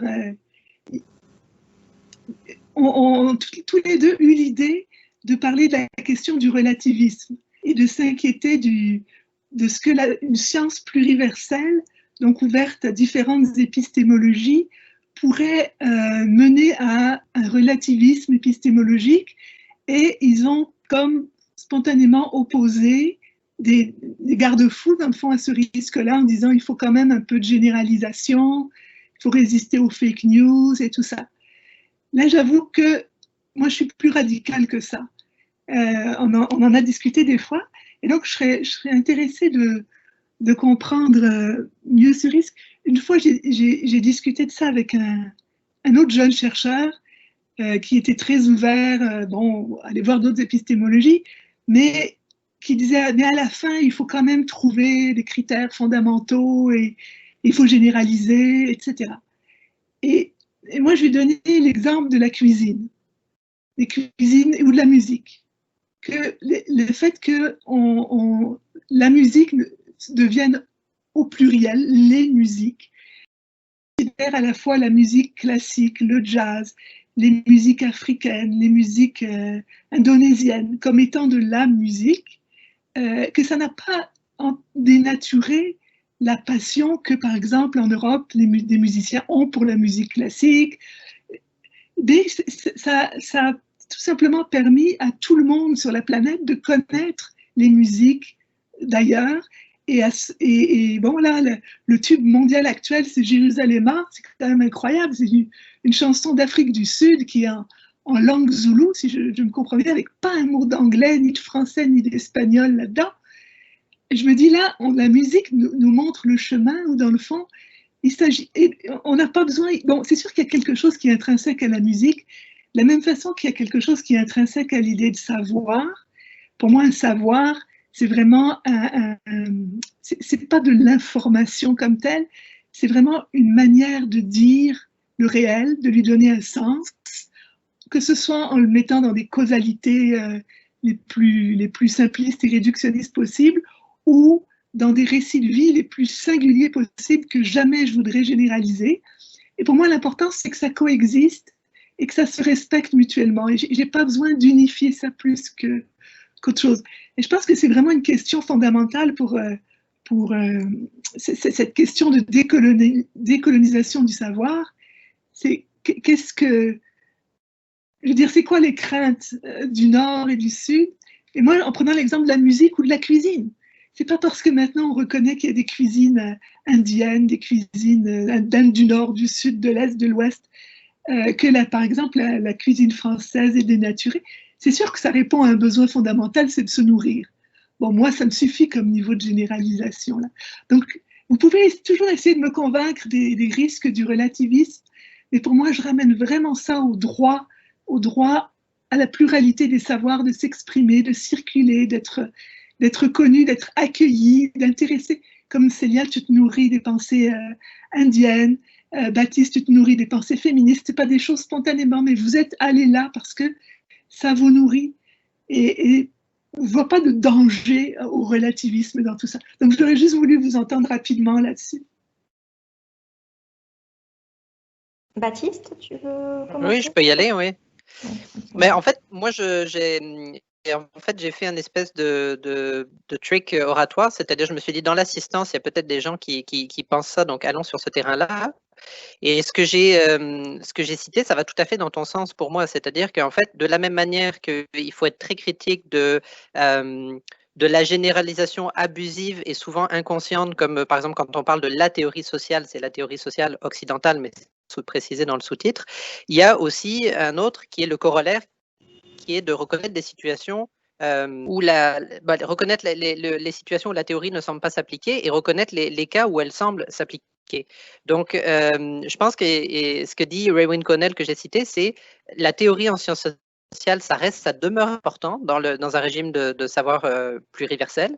Et donc, il faut faire usage de notre imagination, de la recherche de correspondance, de modèles, il faut critiquer aussi les données, il faut regarder comment elles sont recueillies, dans quel contexte, pour pouvoir parfois parler au-delà du cas unique et individuel. Et donc c'est sa critique on va dire, du nominalisme ou de la réduction à vraiment une science qui pourrait parler simplement d'individus ou de cas spécifiques me rejoint. Mais ce n'était pas du tout une sauvegarde ou une espèce de défense, en tout cas je ne le voyais pas comme ça, de défense d'un positivisme, ou un espèce de retournement positiviste. C'était une invitation de la même manière qu'il faut reconnaître les cas où la théorie ne semble pas s'appliquer. Il faut aussi reconnaître les cas où il y a des correspondances, des échos. Et en musique, au-delà de la diversité de la forme qu'elle prend, il y a des rythmes, il y a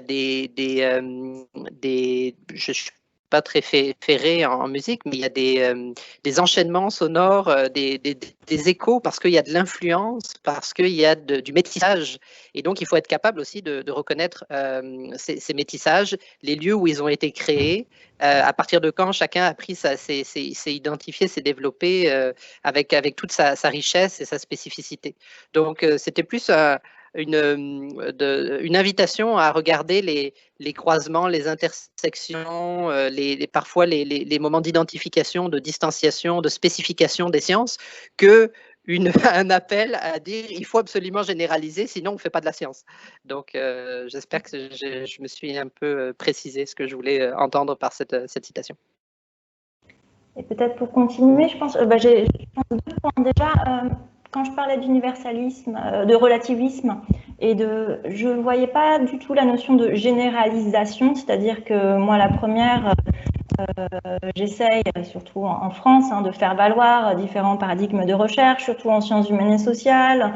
Voilà, moi j'ai travaillé sur la théorisation ancrée, sur un terrain bien spécifique, et je ne suis pas à créer la théorie générale pour expliquer la science ouverte, par exemple. C'est pas du tout mon regard. Donc, c'était pas cette idée de généralisation. Moi, ce qui me paraît important, c'est de rappeler ce lien entre savoir-pouvoir, et que la science moderne, telle qu'elle c'est, en tout cas dans les pays du Nord, est un outil actuellement, on le voit bien, de gestion, d'organisation, de prise de décision, de gestion de l'incertitude, et que ça a un impact politique très fort, et que dans ce cas-là, il faut réfléchir au fait que, voilà, de ne pas oublier que certains savoirs peuvent avoir ces impacts-là, et de garder toujours plutôt une diversité. C'est pour ça que ce qui est important pour moi, c'est des communautés qui sont diverses et qui continuent à discuter, débattre et autres, et pour que certaines communautés ne deviennent pas dans une posture dogmatique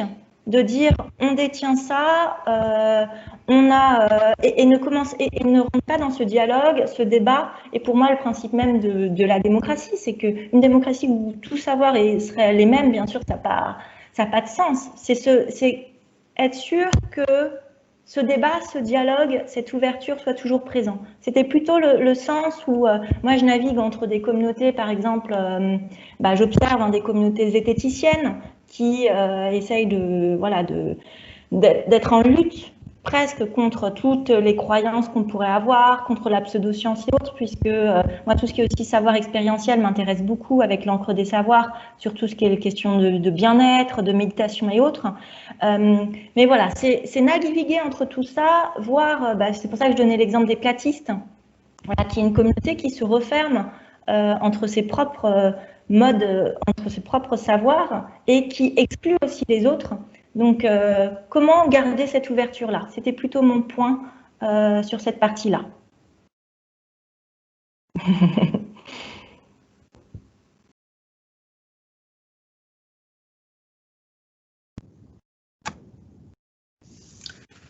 Peut-être pour revenir sur cette question de la science ouverte et interroger le singulier de la science ouverte, j'ai bien vu dans le rapport et dans des conversations qu'on a eues auparavant l'importance du singulier, mais il se trouve que j'appartiens à des communautés qui parlent de sciences ouvertes au pluriel.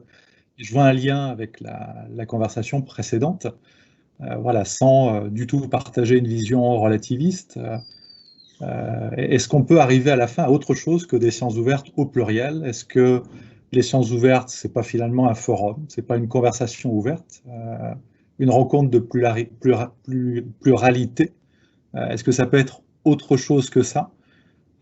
J'aimerais revenir sur ce point du singulier qui est utilisé pour qualifier la science ouverte dans le rapport. Parce que je trouve que c'est un point qui n'est pas neutre. Encore une fois, j'appartiens à des collectifs qui, eux, ont peut-être une opinion un peu différente sur ce sujet. Ah oui. Alors, mais c'est peut-être une différence France-Québec.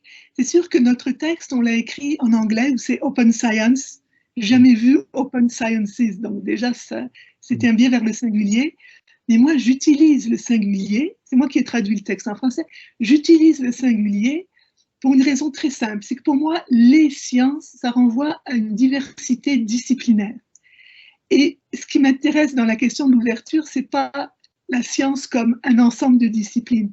C'est la science comme institution sociale à laquelle on attribue le pouvoir du savoir, pour reprendre ce que disait Célia. Et tu es dedans ou tu n'es pas dedans. Justement, comme Baptiste et Célia l'ont dit, quand on est un chercheur, jeune ou pas jeune, là, mais en situation précaire ou qu'on n'a pas de doctorat, on ne sent pas que notre parole est légitime parce qu'on n'est pas dedans. C'est incroyable. Moi, je me souviens encore quand j'ai été embauchée là, comme prof, du jour au lendemain, mon statut, mon revenu, ma sécurité d'emploi, mon prestige social, tout ça avait changé complètement alors que j'étais exactement la même personne.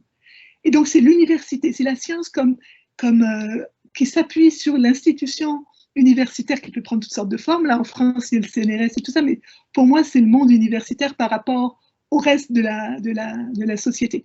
Donc pour moi, le singulier, il est vraiment significatif. Il ne s'adresse pas aux sciences, aux différentes disciplines telles qu'elles se font dans leur secteur, mais vraiment à la science comme institution sociale et politique qui s'attribue le droit d'exclure ou de valider certains savoirs, certaines langues, certaines façons d'écrire.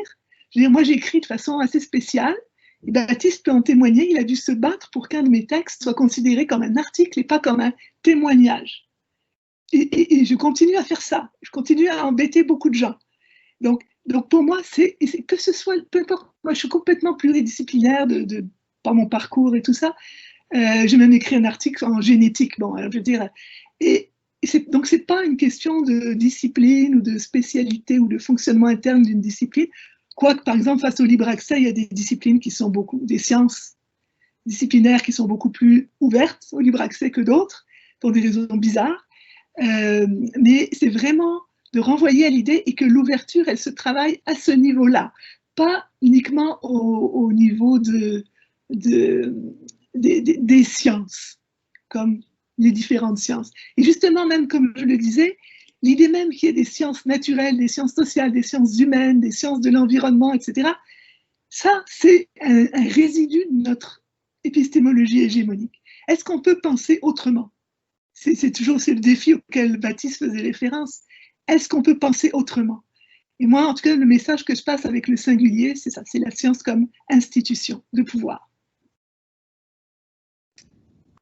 Alors, il y a une question de Florence, de Zoé, mais qui est pour Florence, qui demande, voilà, donc Florence a parlé de certaines revues payantes qui ont mis en accès libre leurs publications le temps de la pandémie.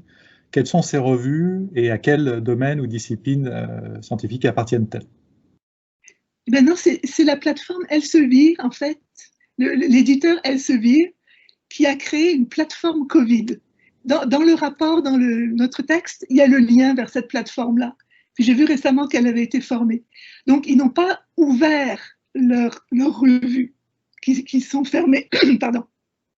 Ils ont vraiment créé une plateforme où ils ont mis des articles Covid en libre accès pour une certaine période. Puis là, ils ont estimé que, je ne sais pas pour quelle raison, que c'est pas parce que la Covid même, que c'était plus la peine de les ouvrir.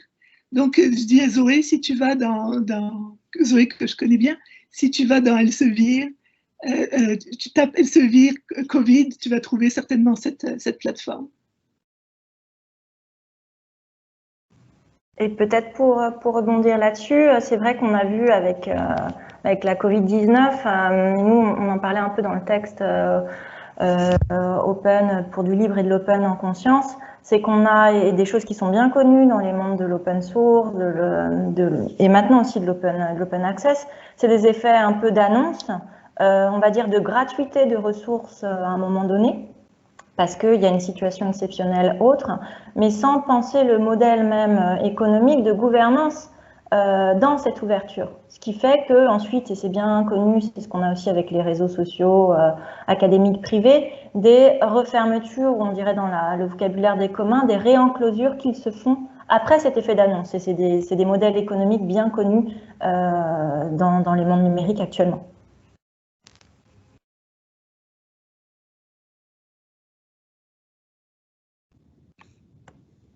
J'aurais une autre question. Donc, ce rapport préliminaire, la conversation d'aujourd'hui, elle s'inscrit dans un processus plus large qu'a rappelé Florence, donc qui devrait s'achever au mois de novembre 2021. Moi, c'est la suite qui m'intéresse. Voilà, en se parlant tous ici très franchement, vous imaginez quelle suite après novembre 2021? Vous voyez-vous au quotidien en tant que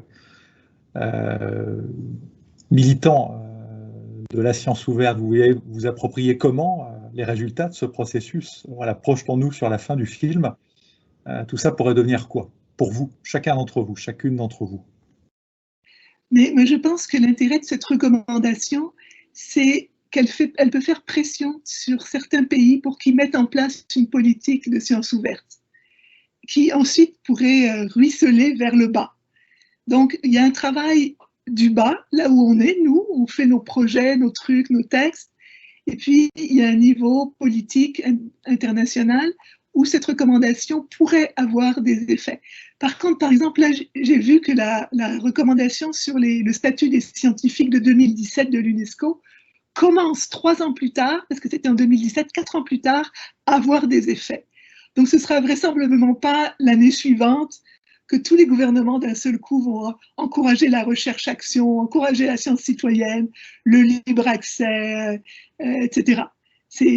Donc, moi, je vois il y a un front par le haut, un front par le bas. Il y aura peut-être encore des décalages, etc. Mais au moins, c'est intéressant de voir que les commissions nationales de l'UNESCO s'emparent de ces questions-là et que la vision très large de la science ouverte que propose l'UNESCO est vraiment, vraiment fantastique. Et on l'a vu là dans la première version de la recommandation qui circule, que c'est vraiment intéressant et bien fait. Et bien que les commissions, donc au niveau national, qui sont en lien avec toutes sortes d'organisations de chercheurs, de la société civile, pourront continuer à créer des discussions et à faire cheminer des choses. Autrement dit, quand on est un peu des critiques et tout ça, comme Célia Baptiste ou moi, ben, parfois il y a des gens qui ne nous entendent pas du tout. Moi, je suis vieille, là, j'en ai enduré des incompréhensions. Mais par contre, peut-être que si ça vient plus d'en haut, des commissions nationales pour l'UNESCO, ben, ça peut faire son chemin, disons, autrement. Donc, à mon avis, c'est pas du tout, je ne calcule pas ça comme étant c'est gagnant, c'est la seule chose gagnante, mais comme on ne sait jamais, ça peut être tout d'un coup une influence intéressante. Ceci dit, vu l'état du monde actuel, l'influence de l'UNESCO en 2021, il y a tellement de choses qui sont précaires et fragiles en ce moment qu'on ne peut même pas savoir là, si ça va avoir un impact quelconque. On peut juste vraiment l'espérer. Je rejoins tout à fait Florence là-dessus. Sur ce premier point, c'est vrai que ce texte de l'UNESCO, quand je l'ai lu, ça m'a fait du bien. Parce que ça fait longtemps que, voilà, de par mes travaux et les réflexions sur la science ouverte et aussi ses évolutions avec son institutionnalisation, qui est nécessaire hein, pour aborder des problématiques plus d'infrastructure, de partage entre scientifiques, mais je trouvais, c'est des questions de priorité, mais une définition et la mise en œuvre de projets encore réduits. Donc voilà, mon côté en vouloir plus. Je suis contente qu'il y ait vraiment une légitimité qui est donnée à ces propos, à ces avis d'une science ouverte élargie qui va permettre à, je sais, et ça fonctionne souvent comme ça, à, par exemple, chez nous, des ministères qui vont pouvoir lire et qui vont dire « Ah bah tiens, c'est intéressant, il faudrait qu'on mette en place des choses ». Et c'est comme ça que ça s'était passé déjà il y a 5 ans. Je me souviens très bien quand l'open science, la science ouverte, c'était quelque chose… Les ministères n'entendaient pas du tout parler. Ils avaient recueilli, suite à l'Europe qui s'était positionnée avec Carlos Meda sur l'open science, et les ministères nous avaient fait venir en tant qu'association pour comprendre ce que c'était que l'open science. Donc je pense qu'il va avoir les mêmes processus de dire ah bah tiens, c'est des choses, si l'UNESCO le dit, toujours hein, question de légitimité, si l'UNESCO le dit, c'est que c'est peut-être intéressant et donc après, c'est ce que j'appelle un peu le pouvoir normatif aussi, qui va pouvoir mettre en place, avoir des fonds pour mettre en place des choses et c'est ça qui me donne encore un peu d'espoir, me dire avec une approche de sociologique pragmatique que les acteurs, l'idée de l'UNESCO de mettre en place vraiment une consultation pour recueillir différents avis, que ces avis ont été intégrés avec ce texte très riche, voilà, ça m'a redonné dans cette période un peu complexe aussi de la Covid, voilà, un peu de la motivation et de me dire que c'était chouette que ça puisse être entendu. Donc voilà, on verra. Bien sûr, quand quelque chose est institutionnalisé, c'est jamais aussi peut-être radical, mais dans le bon sens du terme, que des mouvements, des initiatives, des mouvements politiques plus bottom-up, parce qu'il y a un travail, aussi une institutionnalisation, une normalisation qui est faite, mais ça rend aussi des choses plus durables. Donc c'est ça qui est aussi, voilà, c'est ces équilibres qui sont intéressants à voir. Puis moi, en 2 mots, je le vois vraiment comme un outil pour engager la conversation, un peu comme ce qu'on a fait aujourd'hui avec premièrement avec des étudiants, des étudiantes, des collègues qui sont intéressés par ces termes, mais qui peuvent aussi avoir un réflexe parfois de recul en disant, comme je disais dans mon intervention, est-ce que je suis légitime à parler de décolonisation des sciences? Qui ça concerne? Est-ce que ça me concerne moi?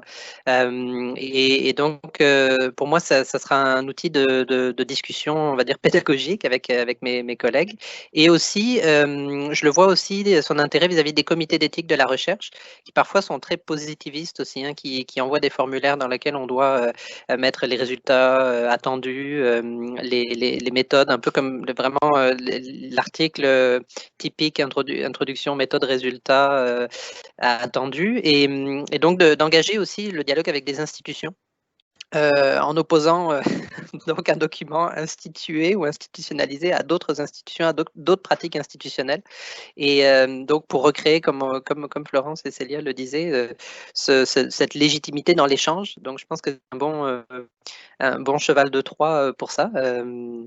Puis je pense qu'avant tout, pour moi, c'est un texte de conversation et d'ouverture. Il y a beaucoup ce que j'ai apprécié de ce texte-là, c'est qu'il y a beaucoup de questions, il y a beaucoup de choses qui sont déroutantes ou qui nous invitent à ouvrir des possibles.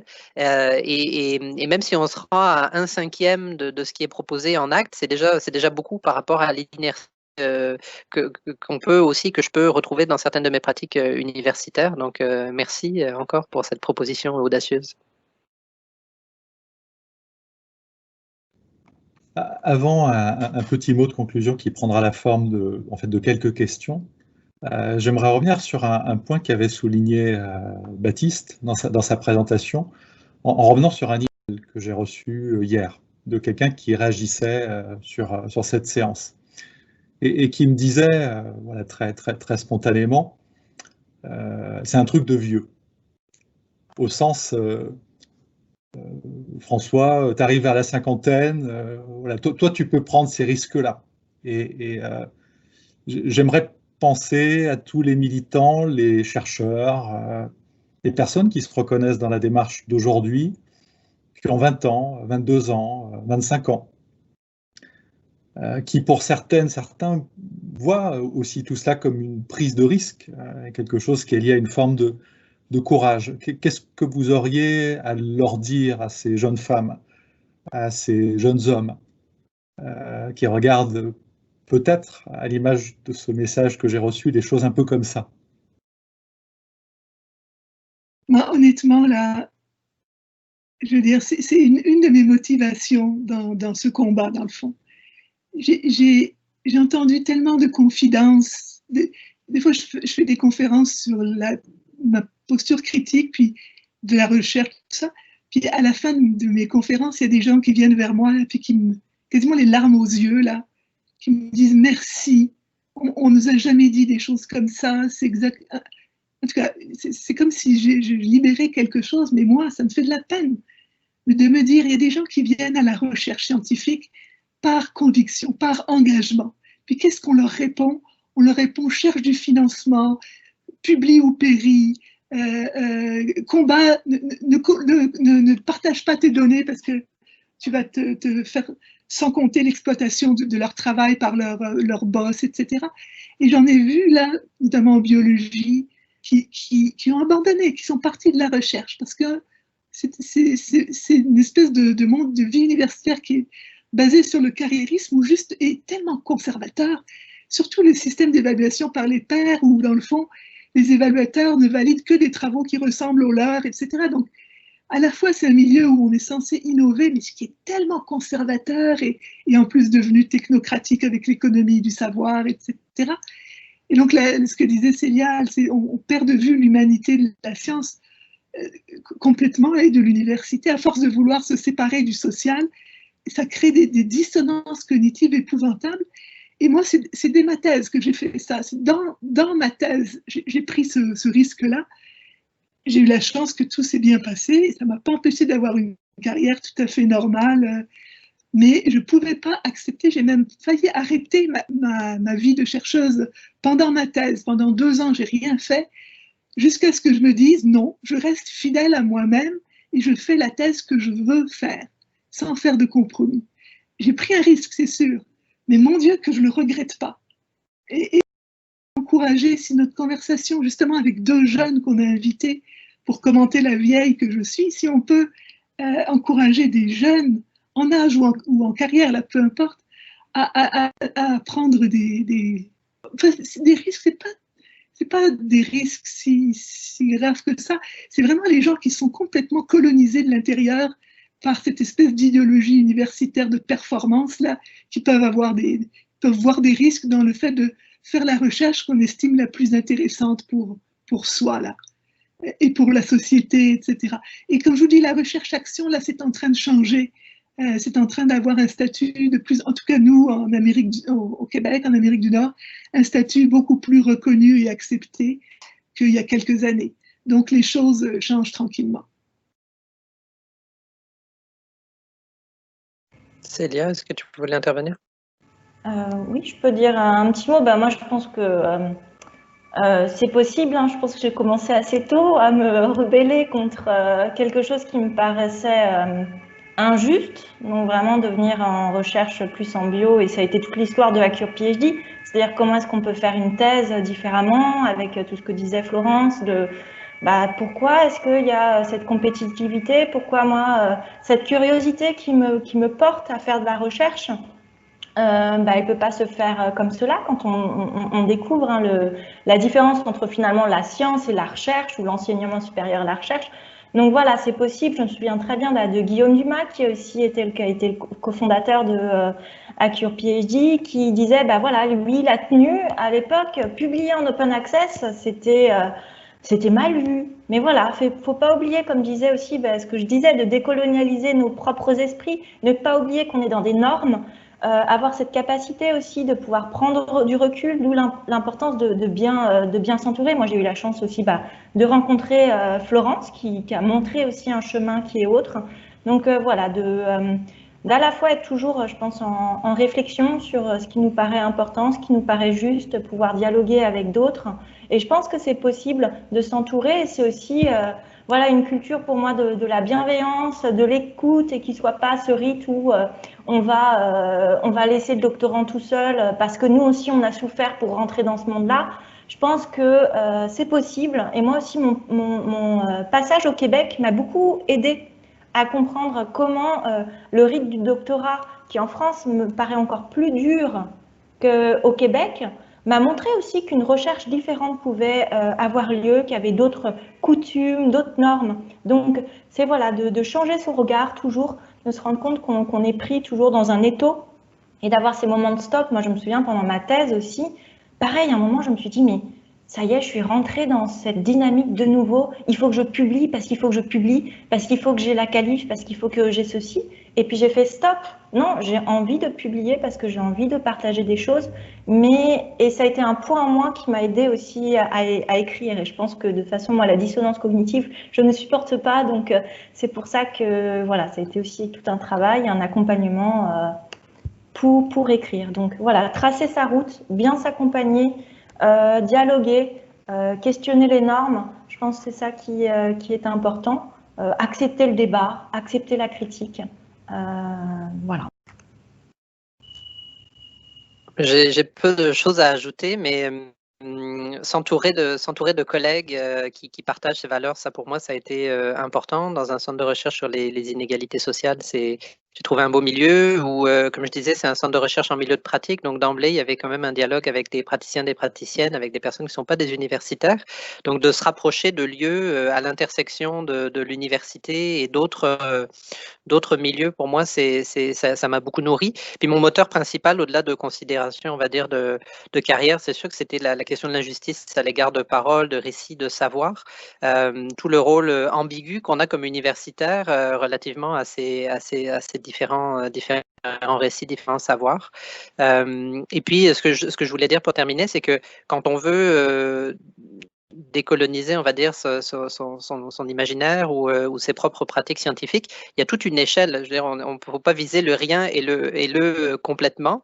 Ça intervient à tous les niveaux. Ça intervient dans l'écriture, le fait de dépersonnaliser son écriture pour la rendre complètement sans goût, sans couleur. Ça intervient aussi dans le choix des revues dans lesquelles on publie, dans le choix de son sujet, de ses méthodes de recherche. Donc, ça intervient à beaucoup de niveaux.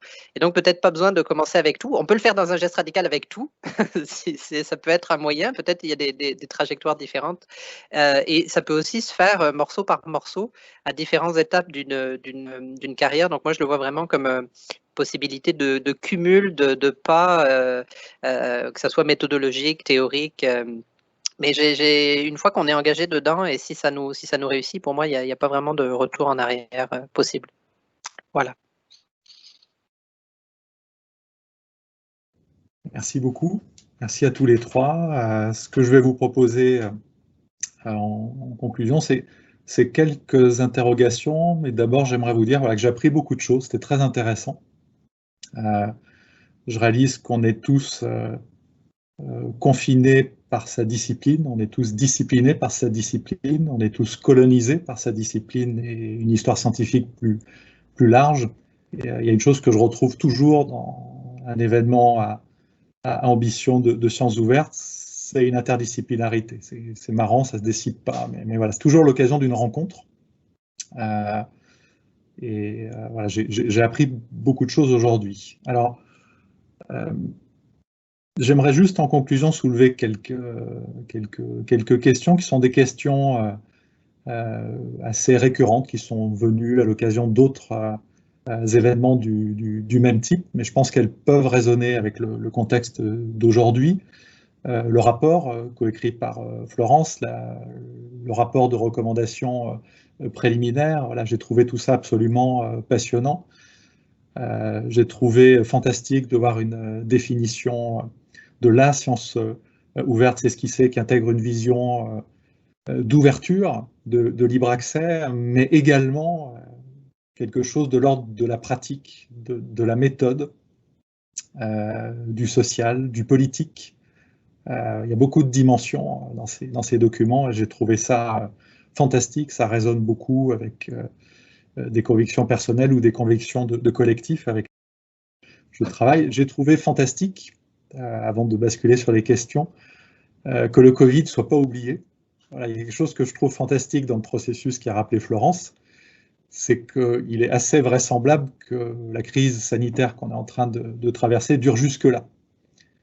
Et il y a une vraie question, en quoi c'est une opportunité, une menace pour le processus lui-même, pour les contenus, en quoi ça doit faire partie de la discussion, en quoi c'est un mot commun. Voilà, il y a des biens communs, mais il y a aussi des mots communs. Ce virus n'est pas notre ennemi, c'est un mal commun. En quoi est-ce qu'il est structurant ou il pourrait être structurant? Je trouvais très bien la place qu'avait dans le rapport cette crise aussi, de ne pas l'oublier, de ne pas faire semblant. Ça me semblait essentiel. Alors les questions sont les suivantes. Sont des questions de réflexion à voix haute, des questions critiques, des questions de critique sur la critique, des questions d'ouverture, des questions de prolongement. La première, c'est: n'y a-t-il pas un danger à cultiver une dichotomie entre sciences traditionnelles et sciences ouvertes? La science n'est-elle pas originellement un commun? Voilà, je connais les discussions qui peuvent exister sur le point de départ d'une histoire occidentale sur les sciences, même de débats critiques sur l'idée même de lumière, mais c'est une question historiquement intéressante. Y a-t-il pas un danger à cultiver ce qui pourrait sembler être, dans certains écrits ou certains discours, une dichotomie? Y a-t-il pas quelque chose de l'ordre d'un dialogisme à envisager entre ces deux logiques? Donc là, c'est un point qui revient dans beaucoup d'événements que j'ai pu animer, auxquels j'ai eu le plaisir aussi de participer, avec différentes communautés du Nord, du Sud. Comment échapper à la posture de l'expertise? Il y a quelque chose qui me frappe souvent, et mea culpa, j'ai été dans de nombreux coupables, c'est qu'il est difficile de sortir de l'atmosphère de l'expertise. Pas au sens où on oublie de mettre dans un rapport quelqu'un qui serait un praticien ou une praticienne, de cultiver une certaine diversité, mais il y a toujours atmosphériquement une domination, un point d'impulsion, qui est quand même très souvent quelque part dans le document de l'ordre d'une affiliation, d'une structure universitaire, d'une science traditionnelle, qui reste un port d'attache, dont finalement le bateau s'éloigne pas tellement. Et le phare qui éclaire tout ça, c'est souvent un phare universitaire. Autre point, moi j'avoue que c'est un point qui me tracasse beaucoup, très fortement. La science ouverte ne risque-t-elle pas de produire à son tour des inégalités ou des inéquités? Moi, il y a un retour que j'ai souvent des plus jeunes dans nos événements, c'est les chercheurs précaires qui me disent « Moi, votre truc, ça me fout la trouille, parce que ces recherches par la foule, ces recherches par des communautés, j'ai peur que, quelque part, ce soit mon emploi précaire, mon employabilité, qui au bout d'un moment soit remise en question par cette démarche-là, qu'il puisse exister des phénomènes de substitution. Donc, n'y a-t-il pas un risque voilà, de remplacer une hégémonie par une autre, de créer involontairement des précarisations sur les plus faibles dans les périphéries des sciences traditionnelles? Autre point qui me tient beaucoup à cœur, il peut paraître très anecdotique, mais je trouve qu'il est central, c'est la question des fiscalités redistributives avec les sciences ouvertes. Pourquoi ne pas taxer ces éditeurs dominants, dont Florence rappelait la présence tout à l'heure? Moi, je serais pour une fiscalité de ces éditeurs qui gagnent beaucoup d'argent sur notre dos, et qu'ensuite cet argent soit redistribué vers le sud, vers des universités, bien évidemment dans des logiques de sciences ouvertes. Mais ne pourrait-on pas imaginer une mesure extrêmement concrète qui serait une fiscalité redistributive incitée par ces organisations? Il y a d'autres organisations au sein des Nations Unies qui peuvent avoir un discours sur ces fiscalités globales, ces fiscalités mondiales. Je trouve qu'il y a peut-être des mécanismes à suggérer qui peuvent s'inscrire dans la logique, dans les valeurs qui ont été celles de la discussion d'aujourd'hui. Avant-dernier point, comme le rappelait Florence, il y a beaucoup de métaphores spatiales qui sont filées dans là où les sciences ouvertes. Le dedans, le dehors, le nord, le sud, des métaphores hydrauliques que rappelait dans un autre événement Célia. Moi, je suis très intéressé par les métaphores temporelles. Pas l'exclusion au sens de gens qui seraient dehors qu'il faudrait faire rentrer, mais les métaphores temporelles, des gens qui seraient exclus d'une histoire, d'un passé et d'un futur, et de les faire rentrer dans une narration. Comment ces recherches participatives qui étaient évoquées peuvent être des lieux d'ingénierie narrative qui font ça? Je pense qu'il y a des lieux en Europe actuellement, en Amérique du Nord, qui souffrent beaucoup de ces questions-là. La géographie de la ville exclut moins, elle exclut toujours, mais elle exclut moins. En revanche, il y a des narrations, pour le pire, qui continuent à exclure. Comment cette science ouverte pourrait œuvrer à ça? Et puis, dernier point, on a beaucoup parlé d'ontologie exclue, mais plutôt d'ontologie du présent, ou en tout cas d'ontologie du passé. Célia parlait de philosophie indienne, mais qui ont toujours une présence aujourd'hui. Elles sont même enseignées. Est-ce qu'on ne peut pas imaginer aussi que la démarche de sciences ouvertes donne une voix à des ontologies du passé qui n'ont plus de voix, qu'elle les démuséifie? Voilà, je pense à des vieilles théologies, à des vieilles mythologies. Je pense par exemple à l'Égypte ancienne, qu'on a encore beaucoup aujourd'hui muséifiée. Est-ce qu'on ne peut pas restituer une expérience présente et respectueuse de ces ontologies passées, pas forcément enseignées de la même façon que des philosophies chinoises ou indiennes ou indonésiennes, etc. Voilà, c'est une autre question d'anthropologie philosophique sur ces ontologies-là. Voilà, donc c'était des questions très générales qui me semblent résonner avec ce que j'ai lu, ce que j'ai entendu et vécu sur des dizaines et des dizaines d'autres événements qui, avec mon grand plaisir, à chaque fois convergent. C'est quelque chose que je trouve absolument merveilleux. Donc un grand merci voilà, de m'avoir donné l'occasion, de nous avoir donné à toutes et à tous l'occasion de partager cette discussion. Merci à celles et à ceux qui sont avec nous dans cette conversation. Et pour répondre à une question que j'ai vue, je crois qu'il est bien prévu que les PowerPoints de chaque personne qui a présenté aujourd'hui soient partagés. Je crois que c'est une question qui est revenue à 2 reprises, donc il me semble que voilà, par rapport à la liste des inscrites et des inscrits, il est bien prévu voilà, une lecture plus posée de ces documents que vous recevrez. S'il vous plaît, j'ai aussi une question, merci. Oui, bien sûr. Bonjour. Merci, oui, bonjour. Bonjour, je vous en prie, Abdel, bonjour. Bien, comme vous pouvez le constater, je suis Abdel Karim Gouyamsan Sangou doctorant, chercheur à l'Université de Yaoundé 1 au Cameroun. Bien, j'ai ce privilège de vivre, n'est-ce pas, ces aventures scientifiques de la science ouverte, parce que j'ai eu à travailler avec Florence à Yaoundé dans les locaux de l'ESTIC. Bien, ce qui fait que j'ai suivi plutôt avec beaucoup d'attention ce qui a été dit depuis cette séance. Mais des problèmes ou encore des questions de fond se posent toujours. Bien voilà, je vais commencer par la structuration des programmes d'enseignement dans des universités du Sud.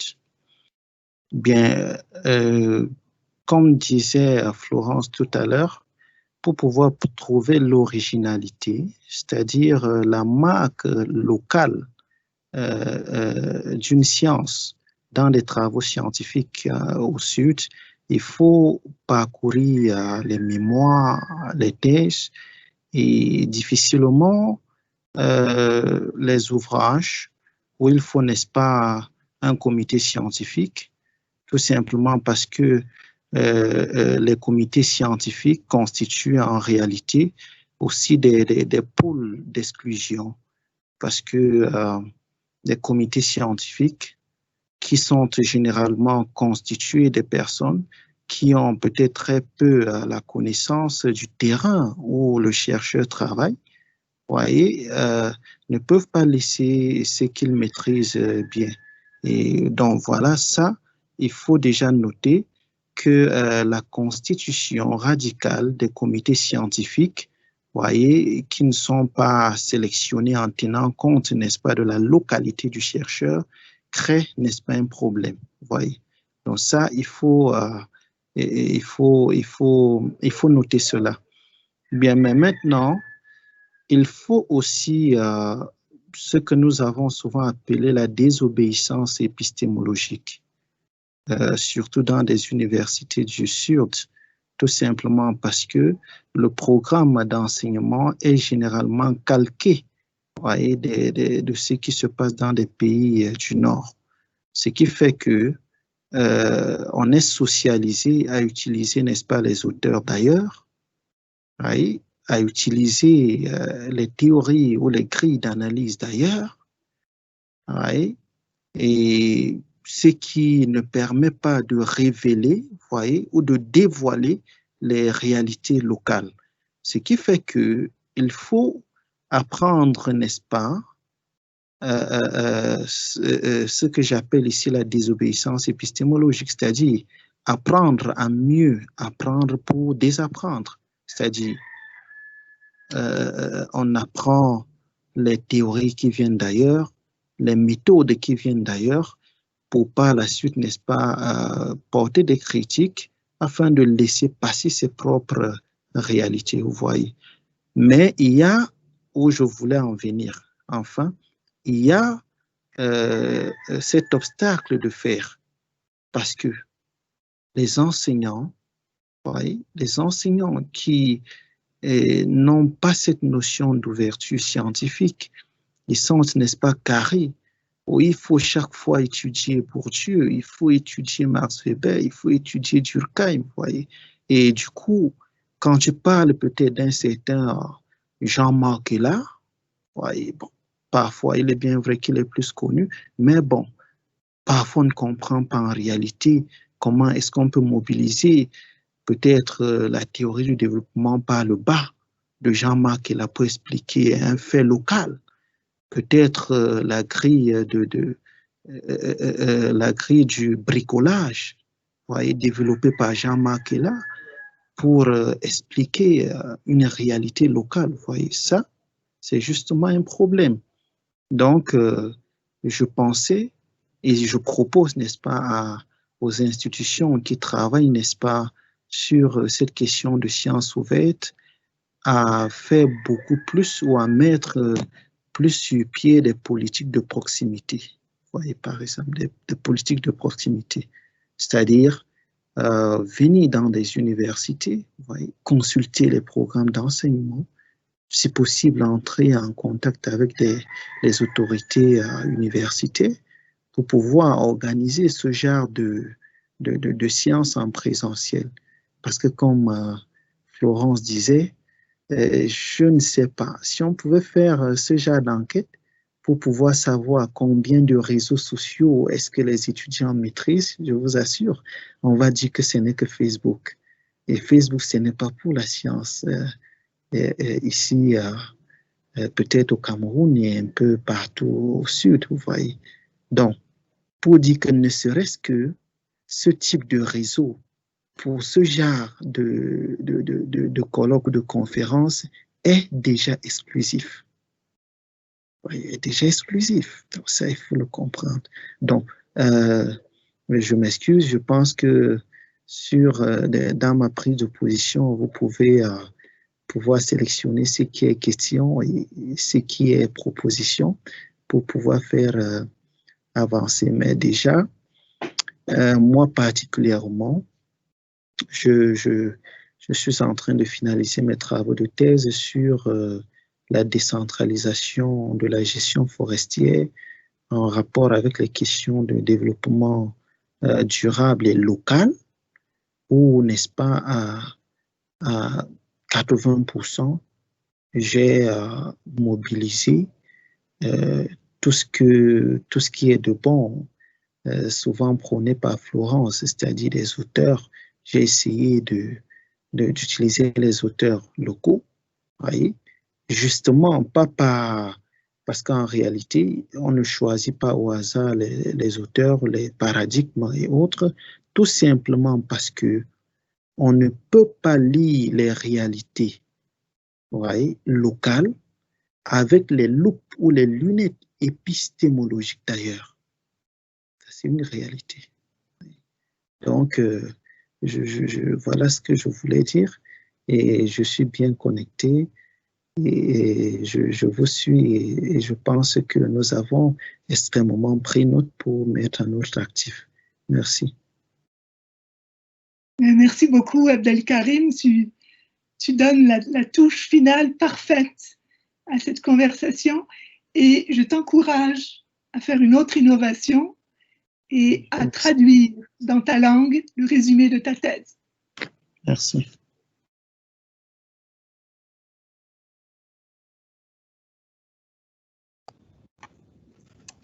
Merci beaucoup, Abdelkarim. Effectivement, c'est un magnifique mot de la fin. On ne pouvait pas terminer mieux. Donc encore une fois, un immense merci à nos 3 intervenantes et intervenants. Un immense merci à nos participantes et participants. Et voilà, donc j'espère que vous aurez très bientôt de nos nouvelles par ces envois des supports de présentation. Et restons toutes et tous en contact. Voilà, c'est un débat qui continue et j'espère même qu'il ne fait que commencer.